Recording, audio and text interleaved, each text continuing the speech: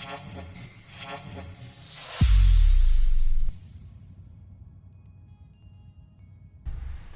everyone, it's David here. I guess I need to do a little video on the Amendment 1 public draft, as that's kind of what I do obviously cover on this channel.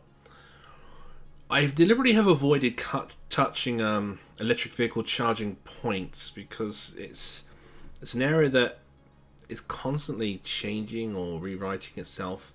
The IT code of practice has been republished and then edited and republished, and it's because the technology is so new and being experimental. It's hard for me to kind of pin down a training system on that. So I've kind of dodged it for now.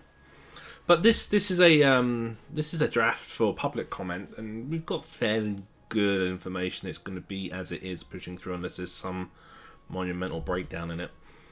So I thought I'd just cover, briefly going through the main changes and cover a couple of the areas that are why some decisions are probably made against others.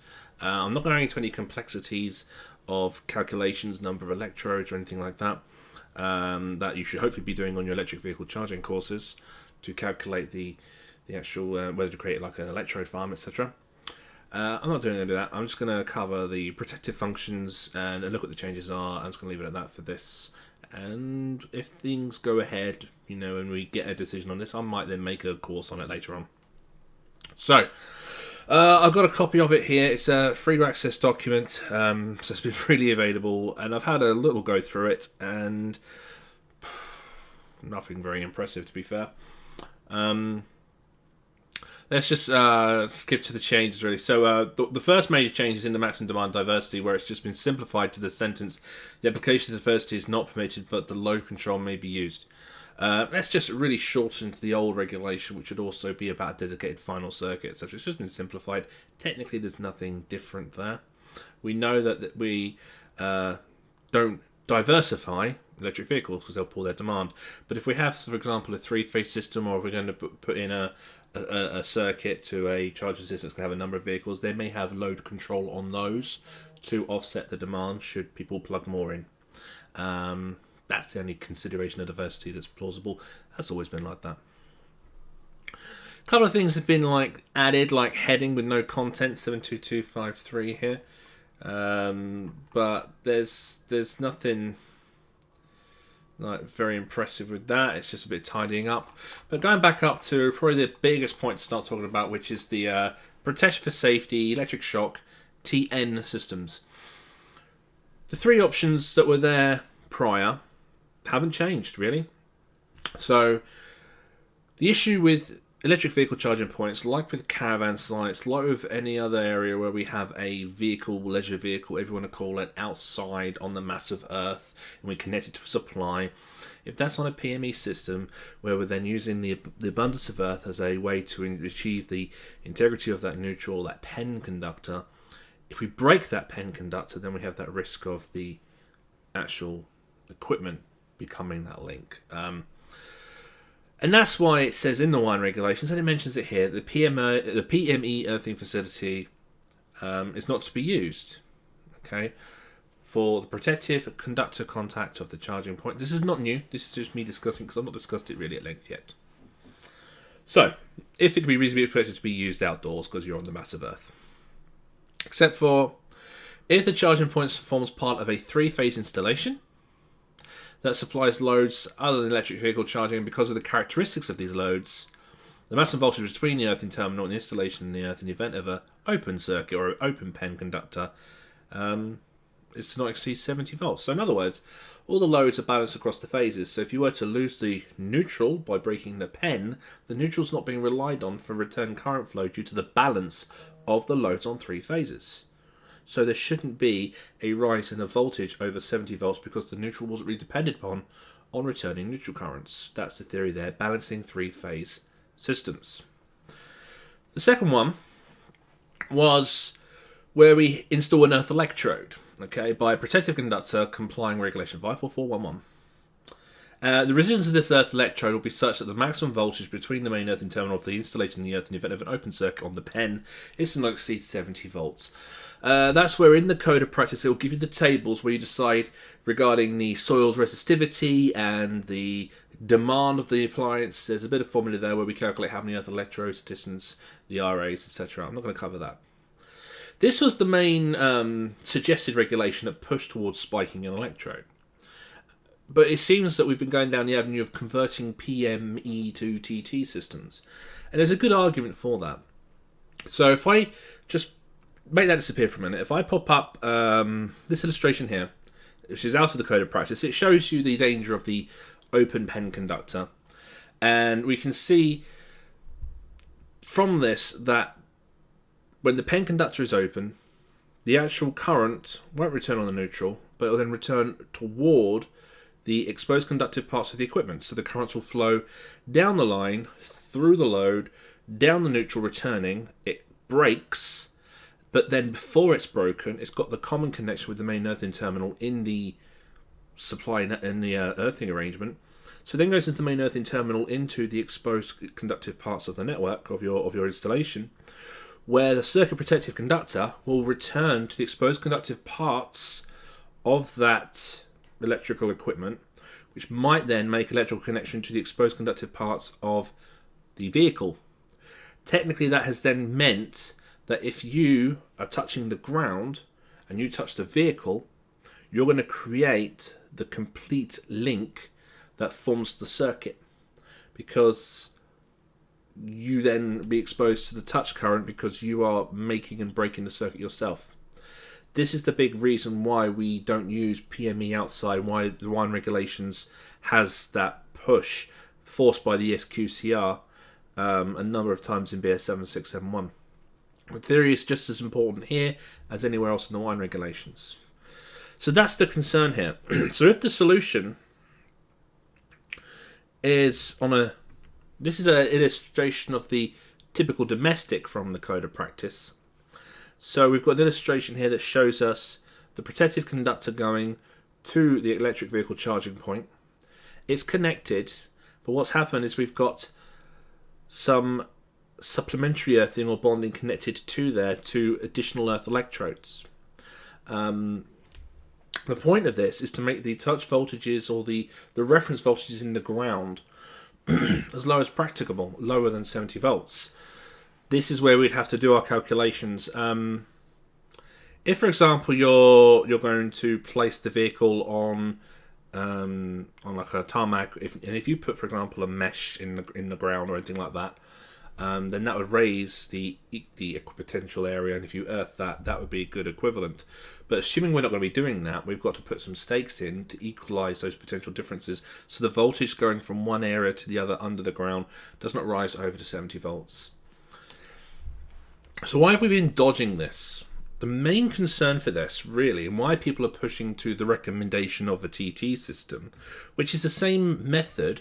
We're putting an electrode in the ground, but we're not connecting now to the supply earth. So the supply earth from the PME coming in doesn't connect with the bonding to with the earthing to the electrode near the electric vehicle charging point. It actually, like with the PME, would connect, but with a TT it would not. We'd separate it. What's the difference here? In principle, TT is more suitable in this case, but there's a risk concern, which is really why we want to avoid driving in, especially on PME. And the risk is the likelihood of you driving an electrode down into underground services. With TNCS systems, this is a lot more likely, as the supply cables are going to be under the ground. With TT, they may be overhead. It might be the only cabling underground on your TT system is a cable you've just put in to your electric vehicle charging point from the property. So there is, from a risk assessment perspective, more risk of you driving an electrode on a PME system, as advised under this regulation here. The second one. Because you could be breaking through to a service, and that would create a risk of an arc flash, which would create, devastating consequences, which we do always want to avoid. Okay, simple. So there is a benefit to think of it from a TT perspective over the TN, but if we are going to stick to the TN, that's what we have to consider doing. We have to consider driving the electrode down to then equalise those voltages that could creep between the standing points and the areas around the vehicle. And again, the code of practice gives you the maths for that. The third one, this is the one that we call like the unicorn device, and this is where it said about a device that I'll just read it. It says, protection against electric shock in a 3-phase installation is provided by a device which disconnects the charging point from the live conductors of the supply and from the protective earth in accordance with 543.3.3.101. Within 5 seconds in the event of voltage between the circuit protective conductor and earth exceeding 70 volts. So if the voltage between the circuit protective conductor and earth exceeds 70 volts, so you get a rise up to 70 volts on the earth there, for 5 seconds it cuts out. Okay? But it will not operate if the voltage exceeds this for less than 4. So what that means is this device will be created that will allow that voltage to rise up for up to 4 seconds, but it won't go beyond 5 seconds. At the time when the amendments of the 17th came out and the 18th came straight in, there wasn't much work on this. The IET's code of practice, even until recently, still states that installing equipment that detects open circuit faults in the neutral or the pen and disconnects the supply, including the protective conductor, in the event of such faults, would address this problem associated with the open pen. However, although such devices are currently under development, at the time of wiring of this code of practice, no such devices are commercially available. When and if they are available, these devices may be an appropriate solution for single-phase installations. Here's the issue. That says for single-phase. Unfortunately, at the moment, a lot of these devices are only primarily driven for 3-phase. And there's a very good company that's been doing some work on this called MAT-E, I think they're called. And I've got a YouTube video of theirs here. Now, they've developed a technology that does this. And what's good about this, do check out their YouTube, because they're very transparent. They're telling you what it can do and they're telling you what it can't do. And they're clearly going to tell you on this that it cannot do single-phase systems, and even show you why. They show you an issue where you have an open circuit, but due to, I believe it's the Senelec ranges of positive and negative tolerances of nominal voltage, it can be that you have an open pen on a circuit on a 3-phase system, yet your dwelling is actually within the voltage tolerances, whilst maybe your next door neighbours could be way up in the 300 volt range. So do check out this video. I'll just quickly scan it to a couple of bits of it. So they do go through a bit of the requirements. Now, this is obviously not to this amendment. This is looking at just this second section, but this technology needs to be looked at so we can understand where things are going and why these regulations are being changed. They go through the open pen circuit and they introduce the actual technology. And I'll just play from about here. Alright. So this voltage indication is between the neutral on the switch and the artificial virtual neutral on the other side. This switch, when he switches it, will break the neutral. He's got a rig set up and he's going to break the neutral. Okay, so now I'll open the pen.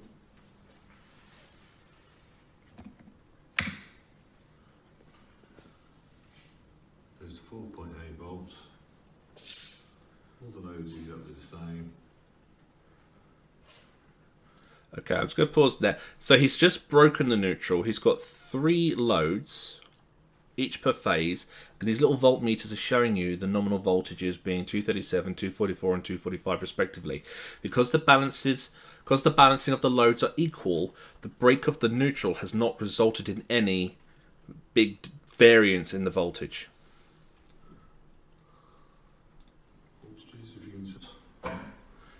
Right. So he's now going to remove one of the loads, and that's going to obviously create an imbalance on the 3-phase system. 4 seconds. There we go. As you can see. And you can see that 63. on the 3rd phase, which is one of the imbalances occurs, the voltage has now risen to over 362. So it shows you, this shows you the imbalancing of the phases resulting in these distortions and these big issues on a broken pen. He does go later on to show you why single phase are not suitable as well, so he's very transparent and very good. So do check out their video. And again, these are the companies that have been creating technology that's resulted in some vague regulations and the code of practices having to be updated again and again and again, which is a bit frustrating. We are at a point where we're kind of regulating ahead of technology, and the technology is kind of changing the way that we're doing that, which is a bit of an annoyance. Going back to the amendments, let me just pop this up here. We've now got this new one to this list, and this is a fourth option.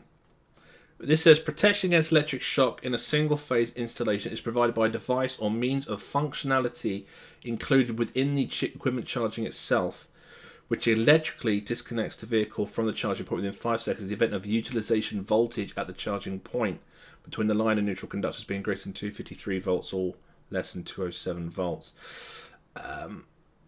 So this is another area where it's looking at the presence of a dangerous voltage going from the open neutral. It does drive towards single phase by suggestion. We did have technology like used to behave like this in the old VOE LCBs, but this is going to be monitoring the lines and neutrals. The problem is this video that I just showed you, if you watch it fully, it does explain that open pens do create issues on single phase systems. So this regulation itself, which is coming specifically looking at the voltages between line and neutral, the video that I've recommended you go and check out, go check them out, does explain that in open pens you will get some single phase dwellings with a suitable voltage still. So that does kind of create some concern as to how that's really going to work. And again, this is kind of something we're going to have to constantly monitor the manufacturers and see how their technologies develop. Fundamentally, these devices are encouraged because it's going to prevent us driving spikes in the ground, and that's what, from a safety perspective, we want to try to achieve. Ideally, we want to find the right device that will work on a single phase property in a dwelling, which will avoid us having to go outside and drive an electrode in the ground because of the risk of this. And this is kind of where the drivers are for this regulation. I think, obviously, most of us have been going around putting in electrodes and stuff, and they really there's just a sense of concern with us doing that, which I'm sure you can understand. Okay, going back to this, the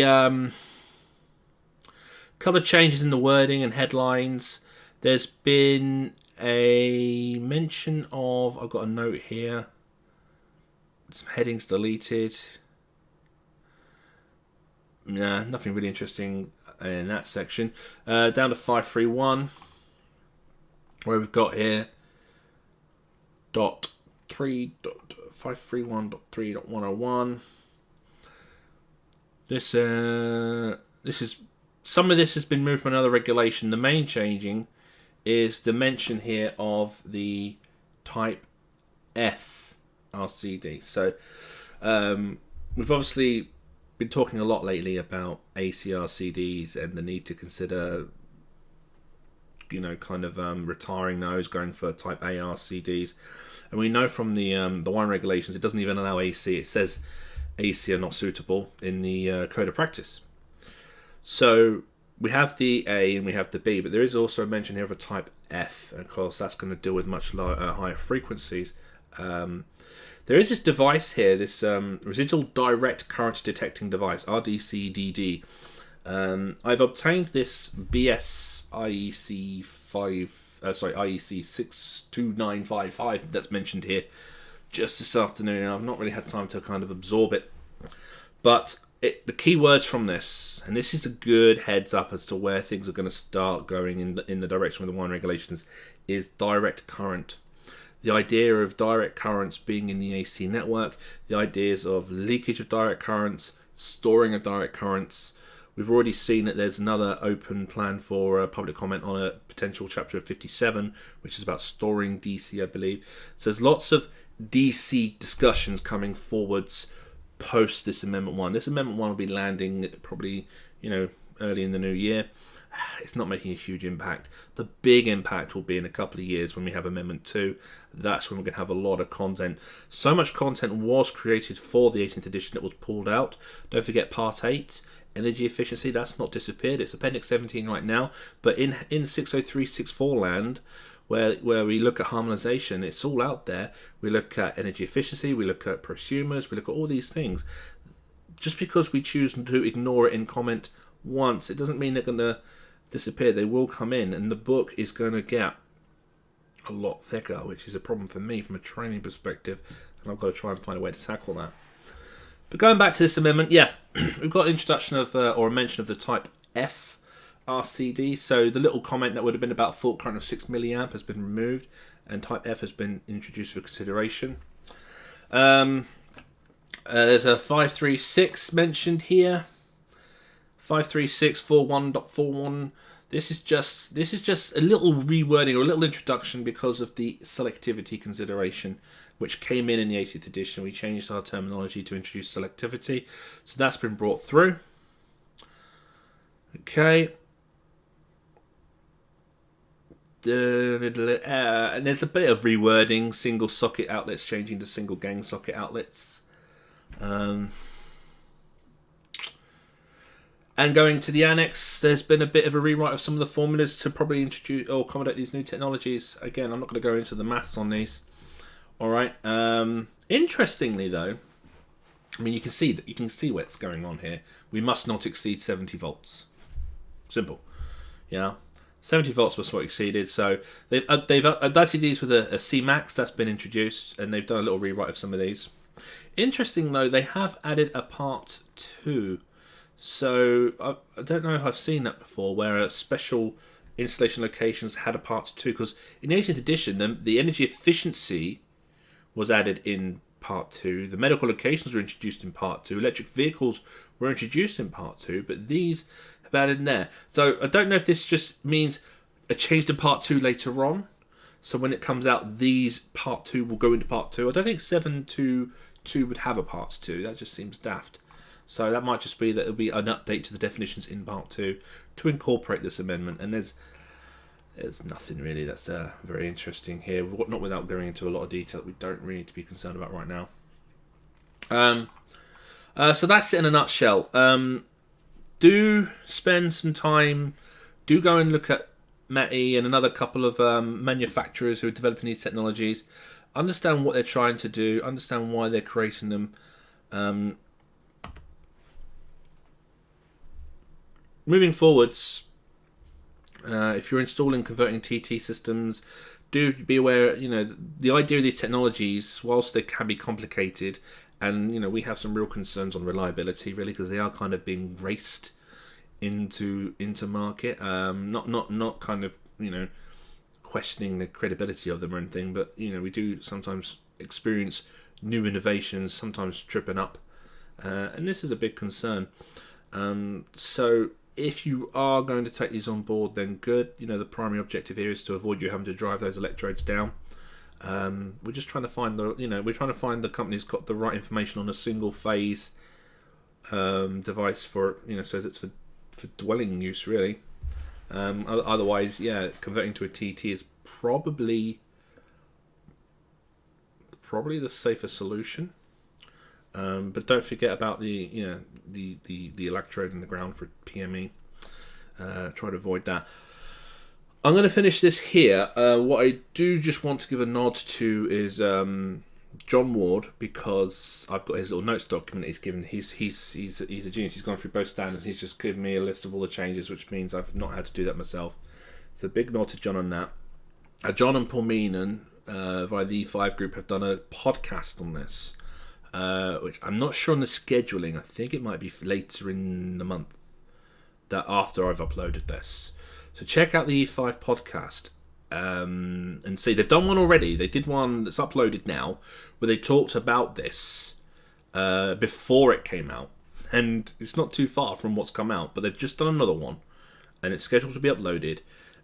Do get a listen. And they do a good talk afterwards where they talk about where we're going to be moving with regards to prosumer and DC. And it's very important for us to always keep keep our ear to the ground, keep our eyes open on these new little BS numbers, these little BSEN numbers, because they'll tease in an innovation, tease in a change of direction, a change of regulation, and then, a year or two later, suddenly we're moaning that we've got to do things differently, we've got to retrain, we've got to change the way we do things, when technically the clues were there. It's time to open our eyes up a little bit and just see what changes are afoot. There's big change coming, we're aware of that. Some of the stuff's been pulled back, some of the stuff's coming faster than we thought it would. Just keep your eyes open and just see what's coming. I'm going to finish now because I've waffled long enough. I will be doing an electric vehicle charging course content soon. I'm just trying to find the right kind of configuration, with regards to practical aspects of that, really. Plus these technologies. I'd hate to create something and then 2 weeks later a new innovation come out which is just going to make all that work bogus. Bear in mind that it's all done for free and it costs me to get it done. So if you I'll probably try and get done in the new year. But for now, let's just say that this is a look at Amendment 1. Amendment 1's landing in the new year. It's just a bit of change to reflect technological development. If you want to see what's going to happen, look at the manufacturers first, because they will be dictating what happens in the regulations, and that's something we've got to start doing more often. Look at the manufacturers and look at the new tech. Alright guys, that's enough for now. I'm gonna then crack on with some other. No, I've got to leave home about 3 in the morning, so I better hit the hay now. See you soon. Cheers.